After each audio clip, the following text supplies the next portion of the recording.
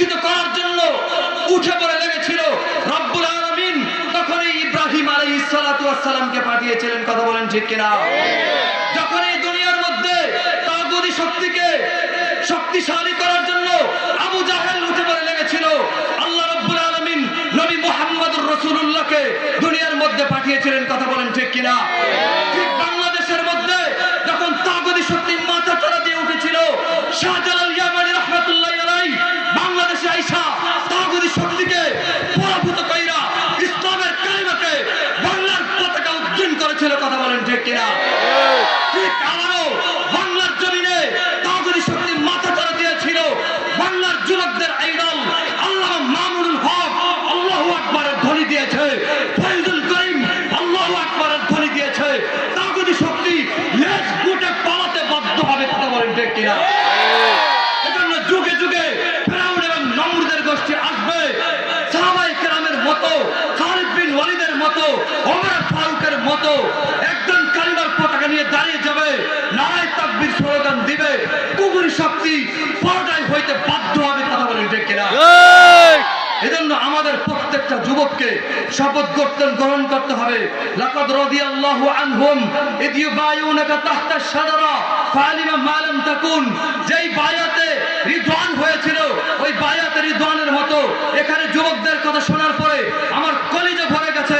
তোমাদের কাছে আমি অঙ্গীকার করে যাই এবং তোমাদের কাছ থেকে আমি এটা অঙ্গীকার চাই যে তোমরা এখানের মাদ্রাসার যিনি মোতামিম সাহেব আছেন এরা হাতে হাত রেখে বায়াত করবা যে গণতন্ত্রের কুফরি শক্তিকে আমরা পরাভূত করব। আমাদের সিরিয়ার মধ্যে কোরআন প্রতিষ্ঠিত করার জন্য, খিলাফা প্রতিষ্ঠিত করার জন্য আজকের থেকেই আমাদের মিশন চালু হবে। কারা কারা রাজি আছে? আল্লাহু আকবার। আল্লাহু আকবার।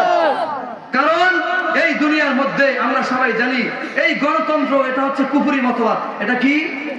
জোরে বলেন, এটা কি? কুফরি মতবাদ। অতএব কুফরি মতবাদের মধ্যে দিয়ে যেই দল যারাই ক্ষমতায় আসবে তাদের দ্বারা কশ্চিন কালেও প্রকৃত কোরআনের খেদমত হতে পারে না। কি পারে না? এজন্য আমাদের অপেক্ষায় থাকতে হবে। ইমাম মাহদী আলাইহিস সালাতু ওয়ালাম আসবেন। ইমাম মাহদী আলাইহিস সালাতু আয়েশা জাহান্নামের টিকগুলোকে চূড়ান্তভাবে জাহান্নামে পাঠিয়ে দিবে, কালিমার পতাকা উত্তোলন করবে। সেই দিনের অপেক্ষায় আমরা সকলে স্লোগান দিব, নারায়ে তাকবীর, আল্লাহু আকবার, নারায়ে তাকবীর, আল্লাহু আকবার। আল কোরআনের আলো, ঘরে ঘরে জালো, আল কোরআনের আলো, ঘরে ঘরে জালো, আল হাদিসের আলো, ঘরে ঘরে জালো, আল কোরআনের আলো, সংসদে জালো, আল কোরআনের আলো, সংসদে জালো, আল হাদিসের আলো। সংসদে জালো। ঠিক আছে তো ইনশাআল্লাহ যুবক ভাই? ইনশাআল্লাহ, কথা করলা তো ইনশাআল্লাহ? ইনশাআল্লাহ, ইনশাআল্লাহ।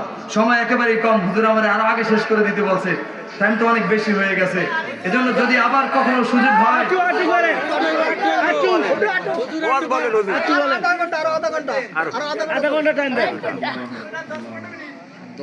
তো যেই আয়াতে কারিমা আমি তেলাওয়াত করলাম, দেখেন এই আয়াতে কারিমার মধ্যে পরবর্তী আয়াতে বলতেছে ওয়াম্মা মান খাফা মাকামা রাব্বিহি ওয়া নাহান নাফসা আনিল হাওয়া।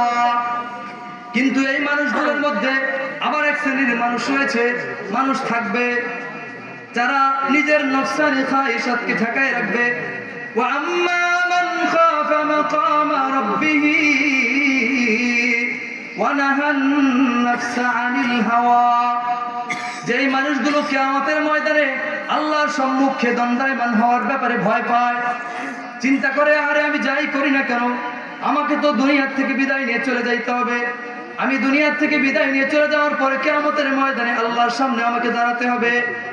খাফা মাকামা রাব্বি, আল্লাহর সামনে দণ্ডায়মান হওয়ার ব্যাপারে ভয় পায়। ওয়া নাহান নাফসা আনিল হাওয়া, এবং নিজেকে শয়তানের খায়সাত থেকে, মন যা চায় তাই থেকে নিজেকে বাঁচায় রাখে।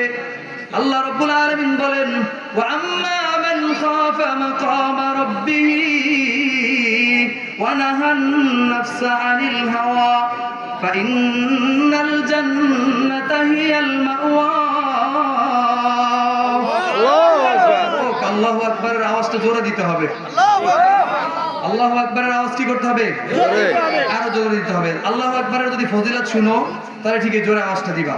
আল্লাহ নবীর এক সাহাবী মসজিদের মধ্যে ঢুইকা আল্লাহু আকবার কাবীর আলহামদুলিল্লাহি হামদান সাগীরা বলতেছে। নবী সালাম ফিরে কিরে তোমাদের মধ্যে আল্লাহু আকবারের ধ্বনি দিল।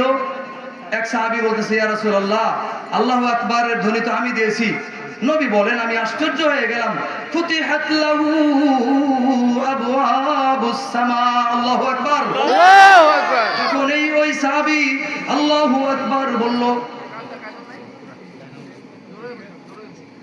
যখনই যুবক আল্লাহু আকবারের ধ্বনি দিল, আল্লাহু আকবারের ধ্বনি দেওয়ার সঙ্গে সঙ্গে আমার নবী বলেন আমি আশ্চর্য হয়ে গেলাম, রব্বুল আলামিন আসমানের সমস্ত দরওয়াজাগুলো খুলে দিয়েছে।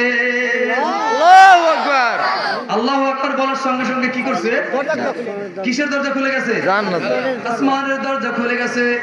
আমার আল্লাহর কাছে আল্লাহু আকবারের ধ্বনি এতটাই মজা লাগে, আল্লাহ আসমানের দরজা খুলে দিয়া তাড়াতাড়ি বান্দার আমলনামায় দিয়া বান্দার দুনিয়ার মধ্যে শ্রেষ্ঠ ঘোষণা করার জন্য তৈরি হয়ে যায়। আল্লাহু আকবার।